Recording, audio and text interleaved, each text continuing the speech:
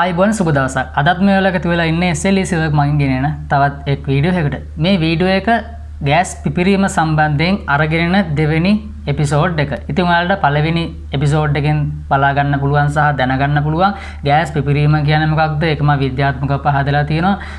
ඒ gas පිපිරීම සිදුවන්නේ කොහොමද සහ ඒ අනුතුරු වලින් අපි වැළකෙන්නේ කොහොමද කියලා. ඉතින් මේ වීඩියෝ එක බැලුවේ නැත්නම් මතක ඇතුව ඒ වීඩියෝ එකත් නරඹන්න. ඔයාලට මෙන්න මේ ඉහළ තියෙන කාඩ් එකකින් මේ වීඩියෝ එක බලා ගන්න පුළුවන්. ඉතින් අපි යමු දෙවෙනි එපිසෝඩ් එකකට.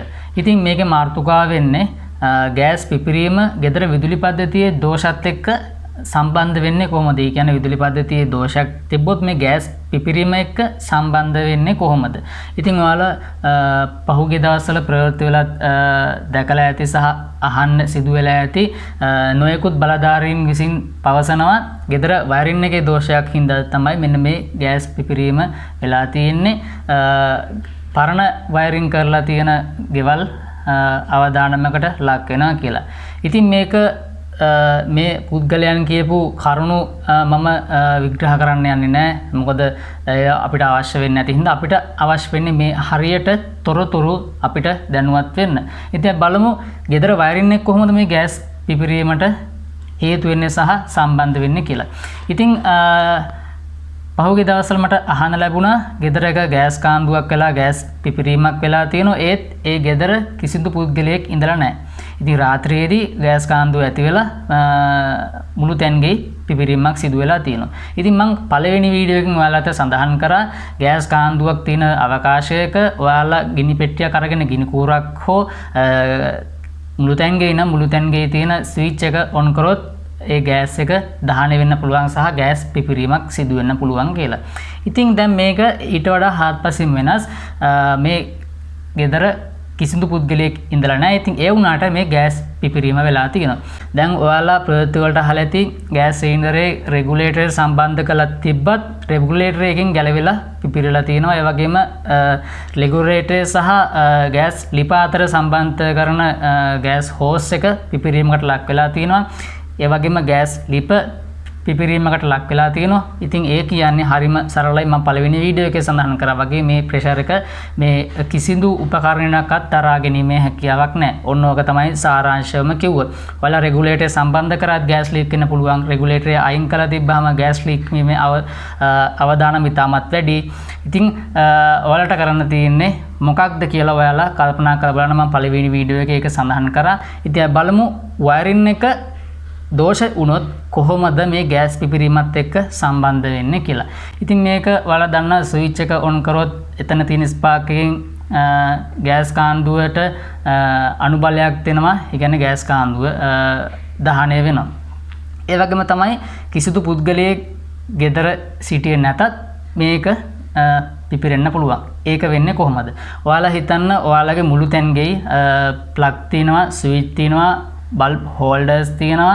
ඒ වගේම වයර් ජොයින්ට්, ඒ කියන්නේ වයර්ස් ගිහලා තියෙන ඒ වයර් වල ජොයින්ට් තිබ්බොත් මෙන්න මේ හේතු සාධක වෙන්න පුළුවන් ගෑස් පිපිරීමකට.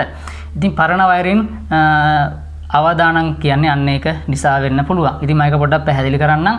උදාහරණයක් විදිහට ඔයාලා ගෙදර ස්විච් එකක් තියෙනවා නම් කරන්ට් එක එන වයර් එක ලූස් කනෙක්ෂන් එකක් තියෙනවා. ඒ කියන්නේ අදාළ ස්ථානයේ ගෑවෙනවා නොගෑවෙනවා වගේ වෙනවා නම් එතන පොඩි ස්පාර්ක් එකක් වෙනවා. අන්න එතකොට අර ගෑස් කාන්දුවක් තිබ්බොත් ගෑස් එක පිපිරෙන්න පුළුවන්. ඒ අවකාශය දහනය වෙලා ඒ ගෑස් ටික දහනය වෙලා ලොකුවට පිරෙන්න පුළුවන්.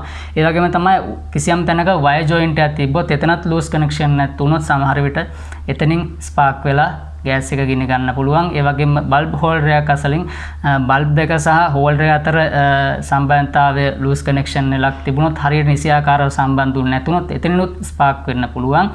ඒ වගේම තමයි මුළු තැන්ගේ බොහෝ නිවෙස්වල මුළු තැන්ගේ ශීතකරණ තියෙනවා. එම ශීතකරණය පැය 24ම ක්‍රියාත්මක වෙලා තියෙන්නේ. ඉතින් ශීතකරණයේ මෝටර එක ඔන් වෙනකොට ස්ටාර්ටින් එකේදී මෝටරේට සම්බන්ධ කරලා තියෙන තර්මල් අතරින් පොඩි ස්පාර්ක් එකක් එන්න පුළුවන්. ඉතින් අන්න ඒක හේතු කොටගෙන ශීතකරණය නිසා ශීතකරණයේ ඔන් වීම හේතු කොටගෙන මේ ගෑස් එක කාන්දුලා තිබ්බොත් ඒ අවකාශය දහනය වෙලා යන්න පුළුවන්. ගෑස් එක පිපිරෙන්න පුළුවන්. ඉතින් ඔන්න ඔය හේතු කාරණා සිදු වෙන්න පුළුවන්. සාමාන්‍යයෙන් ඉතාමත් අඩු ප්‍රතිශතයක් තිබුණට මෙමගිනුත් මේ ගෑස් කාන්දුව නිසා ඔයාගේ ජීවිත සහ ඔයාගේ දේපල හානි සිදු වෙන්න පුළුවන්.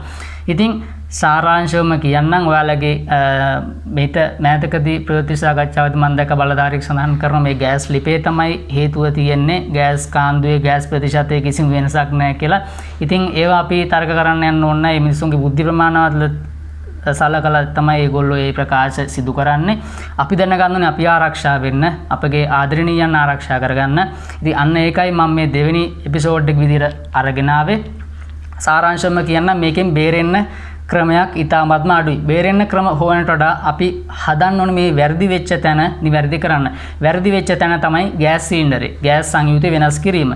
ඉතින් ගෑස් සංයුතිය නැවත තිබුණ විදිහට හදන්න නැතුව අපි වෙන ගෑස් ලීක් ඩිටෙක්ටර්ස් ඒ වගේම වෙන ගෑස් සිලින්ඩර් එක එළියෙන් තියලා පාවිච්චි කරන ඒවා ගෑස් සිලින්ඩර් එක වෙන උපකල්පන වෙන උපක්‍රම යොදලා කරනවට වඩා ප්‍රායෝගික වෙන්නේ ඒ සිදුවෙච්ච වැරද්ද නිවැරදි කරලා ජනතාවට නිවැරදි ලබා දීම සඳහා. ඉතින් මේ වීඩියෝ එක වටිනවා කියලා හිතනවා නම් මේ පිළිබඳ දැනුමක් ආවා කියලා හිතනවා නම් අනිවාර්යයෙන් වීඩියෝ එක ෂෙයා කරන්න, තවත් යාළුවෙකුට බලන්න ආරාධනා කරන්න, ජීවිතයක් ආරක්ෂා කරන්න. මේ වීඩියෝ එක වැදගත් වේවායයි ප්‍රාර්ථනා කරමින් අපි ඉදිරි වීඩියෝ එකකින් හම්බෙන තුරු ඔයාලට සුබ දවසක්.